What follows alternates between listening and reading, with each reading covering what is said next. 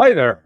I'm Larry Johnson, and you are on Daniel Davis Deep Dive. Obviously, I am not Colonel Davis. He's off on a well deserved vacation, though he did make an appearance yesterday, which was great to see him. I am normally at sonar21.com.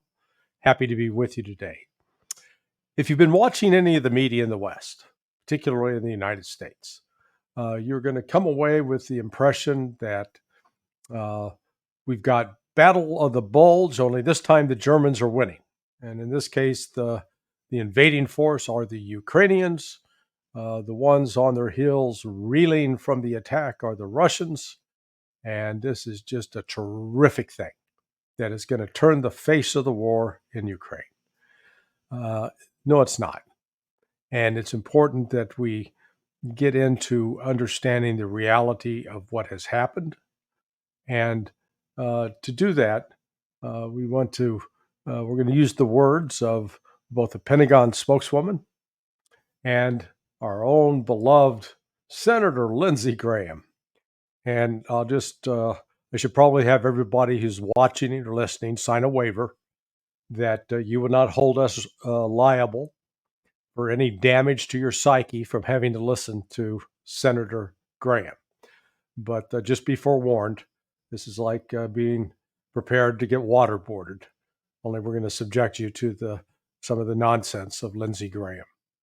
Anyway, let's start with what is the Pentagon now saying about the Ukrainian invasion of Russia?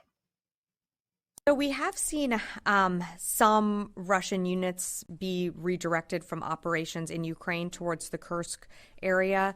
These are just early reports, so I can't really say with certainty the numbers or their objectives, but we have seen some movement. So right now, what I would say is it's still too early to tell. And we are, the secretary had a call with Minister Umerov yesterday. Throughout the department, we are engaging with the Ukrainians, trying to get a better understanding of their objectives. So I'm here to help you understand what these people are saying. I mean, their lips are moving, words are coming out, but it doesn't always make sense. If Ukraine was enjoying a massive success, if Ukraine was really pushing back the Russians, had actually seized significant amounts of territory, was holding that territory, was consolidating their advance, you could bet every dollar you own and borrow enough to make a down payment on a mansion that Pentagon would be touting, singing this from the rooftop. There'd be dancing girls, there'd be balloons going off and fireworks, but they're not doing that. Notice the subdued tone because they know the fact of what's happening. The Ukrainian force that went in was only about 12,000, with 2,000 of those being mercenaries. Up to now, it looks like well over 1/3 are casualties, and that number is growing with each passing day. There was a report yesterday, for example, that there were 15 truck column of fuel trucks that were trying to get up to the line to refuel the tanks, armored personnel carriers, and other vehicles that the Ukrainians are using to try to get into Russia. Those fuel trucks were all blown up, no fuel. So they're going to run out. But part of the problem we have here is our political leadership is delusional. They're lying to us. Or if you listen carefully to what they say, they don't make any sense. And with that, we're going to talk about Lindsey Graham. The first video will show sort of the bombast of Lindsey Graham. He wants to kick some ass. What I think about Kursk, bold, brilliant, beautiful. Keep it up. Putin started this, kick his ass. Bottom line is to the administration, I appreciate your support. Let these people fight. Give them weapons they need to win a war they can't afford to lose. Let's talk about inhumanity. encouraging people to fight, to kill each other, to inflict harm on others is sort of, to me, the essence of evil. If you've ever been involved, go back to even your school days where two kids get into a fight and one's just getting pummeled. The natural instinct of anybody with some decency is to intervene, to stop the beating, to separate them, to keep people from hurting each other. What Graham is representing has been the American policy for so many years, where we really like to hurt people. We inflict damage. We do it because we never pay a price for it. It would be one thing if we had a system in place that every time we killed somebody, we'd lose a pound of flesh. That would probably stop the killing. In this case, we have Lindsey Graham cheering it on. But what's important to note is he doesn't, either he deliberately does not understand what he's talking about, or he's lying, because he says some of the most remarkable things. He had a comment about the F-16. Listen to this. When it comes to F-16s, way too long. They're here. Let's use them. Let's train Ukrainian pilots. When I talked to President Zelensky just a few minutes ago, if you're a retired F-16 pilot and you're looking to fight for freedom, they will hire you here. They're going to look throughout NATO nations for willing fighter pilots who are retired to come help them until they can get their pilots trained. So we're going to get these jets in the air sooner rather than later, and we're looking for pilots who are willing to fight for freedom as the Ukrainians train their own pilots. Where are the Ukrainian pilots? What Graham just revealed in that is, we've been told for months, actually it started a year ago, that the U.S. and the NATO allies were training Ukrainian pilots. And when I first heard of the so-called plans to deploy F-16s, I just knew, I knew it was ridiculous. It was not going to work.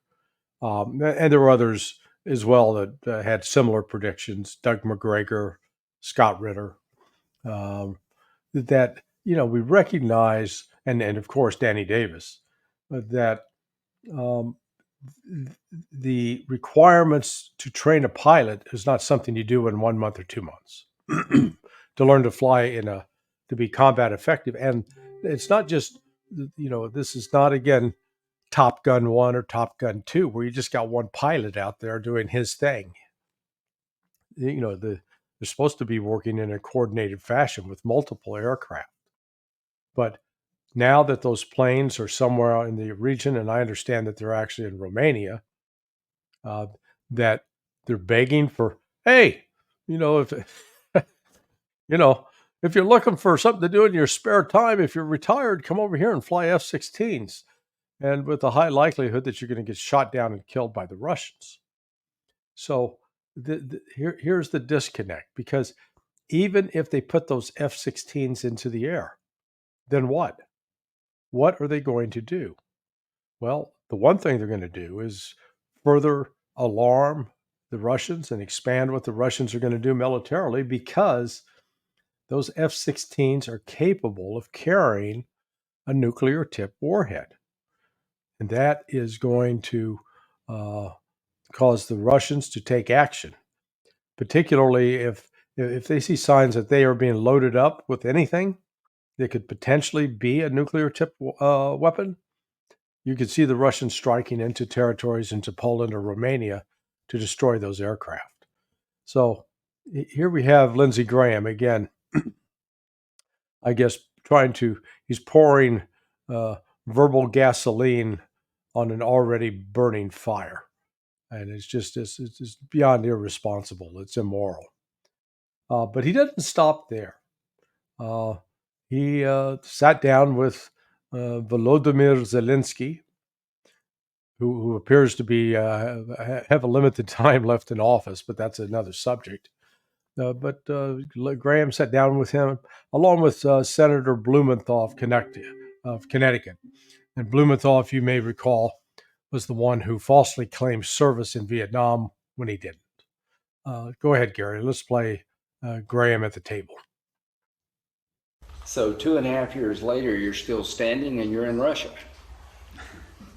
Remind me not to invade Ukraine. I'm so proud of you, your people, your military, your leadership, your country. You're under siege unlike anything I've seen in my lifetime. They were predicting in Washington that Kyiv would fall in 4 days, the whole country would fall in 3 weeks. Well, they were wrong. And here we are all these months, years later, your people are suffering, they're resilient, and you're in Russia. Bold and brilliant, taking this war to Putin and make him understand and pay a price is the right thing. So in that clip, Lindsey Graham repeats a lie, and it's been a prominent lie in the West, and it's one that is used over and over again. And the lie is this, that Russia, when they started the special military operation, expected to capture Kyiv in 3 days, 4 days, and that it was the valiant defense of the Ukrainians that stopped the Russians. That is just a bunch of, as somebody calls it, a bovine effluent. It is a polite way of referring to what is excreted by cows after they eat. Russia surrounded Kiev, and then for about a month, they had a column of tanks that was anywhere, depending upon the media source, described as either 24 miles long or 40 miles long, but nonetheless, it was positioned north of Kiev. And during that entire month, that column was not strafed by Ukrainian aircraft or helicopters. That column was not attacked by any kind of Ukrainian ground force or guerrilla force with anti-tank guided missiles. Instead, it withdrew at the end of March. And why did it withdraw? Well, it was initially presented in the West as they were fleeing, the Russians were retreating. But the fact of the matter was, an agreement, a peace agreement, tentative peace agreement had been reached between Russia and Ukraine in Turkey. And that agreement would have allowed Ukraine to retain the Donetsk and Luhansk regions, as long as the Russians had the assurances that the rights of the Russian-speaking people in those regions would be protected, and that Ukraine was not going to join NATO. That was the essence of the deal. They had it worked out. And as a good faith gesture, Vladimir Putin ordered the withdrawal of that armored column, which was north of Kiev, ready to strike, and they withdrew. But what happened subsequently was that Boris Johnson, at the direction of Joe Biden, went to Kiev and told Vladimir Zelensky, don't do this, don't do that deal, or you lose all of our support. And I guess the money was too sweet for Zelensky to turn that one down. But on top of it, the British intelligence, then, along with the CIA, were involved with creating a narrative in Bucha, a town, a village north of Kiev, in which they claimed that the Russians had massacred all the citizens and left them in the streets, their bodies to rot.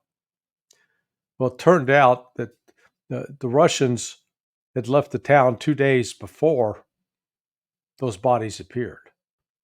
And the mayor of Bucha had confirmed that at the time, that the people that they found laying on the ground had white armbands on, which was a sign that people would put on to identify themselves as friendlies to the Russians. So they're saying that the Russians killed all the people friendly to them. But when all is said and done, this war was there. The United States and the United Kingdom wanted this war to continue. Why? Senator Graham tells us. It's all about the money. The weapons that they're using here are made in America, creating American jobs. And every weapon we give the Ukrainians are used to full effect. We've learned a lot about our own weapon system by providing them to the Ukrainians, what works and what doesn't. So I'm hoping that in December we can have another infusion of weapons provided by the United States to help the Ukrainians fight in 2025. There you have it. It is about the money. It's about feeding the military industrial corporation. It's about enriching stockholders. Here's Lloyd Austin, who's was on the board of Raytheon, and he's now directing a military effort where he's still got his stock holdings. I think are they're in a trust or something, but he's getting paid. This is about money in part.